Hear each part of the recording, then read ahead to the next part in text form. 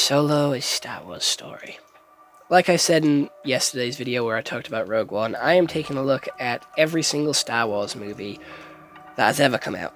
And no, I'm not doing it in any timeline particular order, I'm just doing it in whatever order I feel like. I will do the trilogies, I will go from episode 1, 2, 3, 4, 5, 6, 7, 8, 9, but the other movies and the TV shows I'm going to do either before or after I take on the main sort of Skywalker saga of all 9 episodes.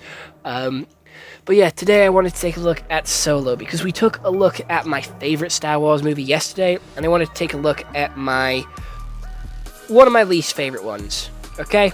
I am in the majority with this one. I do think Solo did kind of suck compared to other Star Wars movies, and we'll get into that in a little bit because we do need to take a look at what Google has to say about this movie. So, Solo: A Star Wars Story came out in 2018, so 2 years after Rogue One. It is 2 hours and 15 minutes. It has a 6.9 out of 10 IMDb and a 69% Rotten Tomatoes. You can watch this on Disney+, Amazon Prime, YouTube, or Google Play.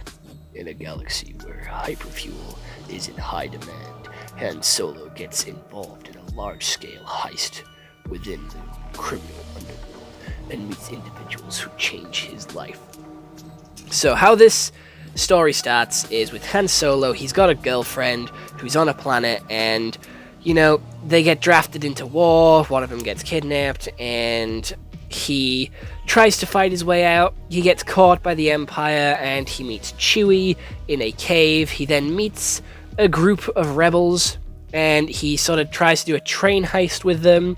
Unfortunately, it doesn't go well. He is like one of the few survivors, and Rio died, upsettingly. We then have him meet Lando and his robot, and they do the Kessel Run in like 12 parsecs or whatever it is, and that's the thing that he keeps yapping on about in the original movies, and that's pretty cool. He then ends up sort of seeing his girl and who she works for, getting upset and trying to win her back. Unfortunately, not doing that and just making shit worse. She hires him for a job, and it ends up being a sort of setup. He almost dies, and the bad guy gets away. Darth Maul is teased, and that's practically the end of the movie. I'm going to be honest, I don't really care for Han Solo all too much. I think he is one of the better characters out of the original 3, because I'm not a fan of Leia and I'm not a fan of Luke. So he is the better one out of the original 3, but overall I prefer Chewie. Chewie is my favorite character. So getting to see how him and Han actually first met and how they came into contact and how their story began was actually pretty cool, and I did enjoy it, and they both rescued each other from prison. They worked together as a pretty cool team, and that was it. And the heists were pretty boring. They weren't that elaborate. They were just kind of like, okay, let's steal this now. Here's the plan. We did it. We got into trouble. We got shot at, but we still got out alive. It felt very repetitive, and it felt quite slow. We do understand where he got the Millennium Falcon from and how he won it from Lando, and this movie just gives us all the answers to all the small details that Han Solo talks about in the original 3 movies. Not that anyone asked for answers or sort of explanations to those original 3 questions, like how did he do it, where did he do it, when did he do it, who did he do it with, or what did he do to win it, and it just feels like slop, I'm gonna be honest. It didn't feel like a Star Wars movie.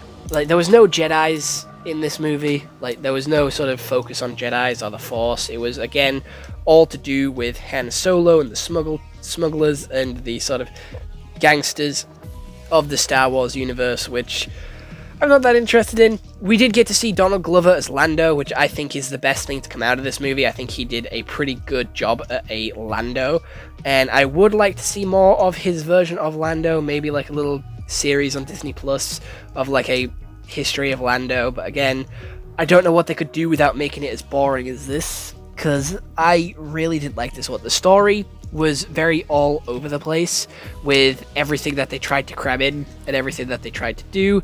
It kept killing off their characters, which I felt was just unneeded and like boring. Like every one of Han's friends ended up dying, and it's like, yes, fair enough, because they're not in the other prequels, they're not in the other sequels. Like, fair enough, kill them off. But like every single one of them, you couldn't have just wrote them out of the story, being like, oh, they lived, but like they started a family, or they did something else. Like, you just killed all your new characters off, which just feels like a pointless movie. And not in the way that Rogue One did it. Rogue One made it important and made it sort of fit into the story, because it made the characters die for a purpose, which made the film go on. Killing Rio, just for the sake of like killing Rio, wasn't interesting, wasn't meaningful. He just died because they couldn't keep him in the story. Like, they just made him get shot during one of the missions. They killed him off because they needed to move on to Lando. He didn't get the death he deserved. He didn't get the sort of ending that he deserved, and he was sort of the poster child because he was voiced by Happy Hogan from Marvel.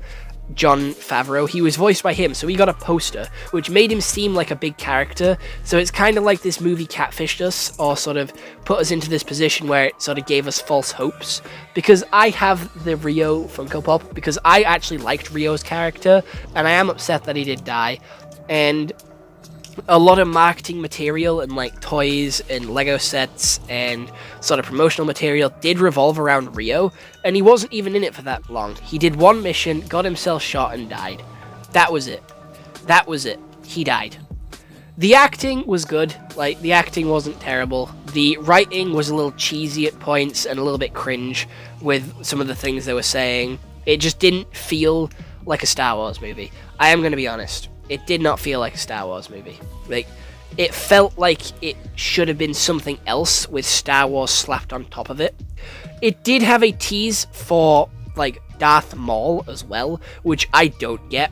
I don't know why they randomly put Darth Maul in here as, like, a tease for a future movie, because that movie never ended up getting made, and I don't think it ever will. So there is just a random Darth Maul cameo here, and the fact that Darth Maul is here, like, is still strange to me. Like, Darth Maul did not need to be in this movie. He was not needed in any way, shape, or form into this movie. Like, it is Darth Maul.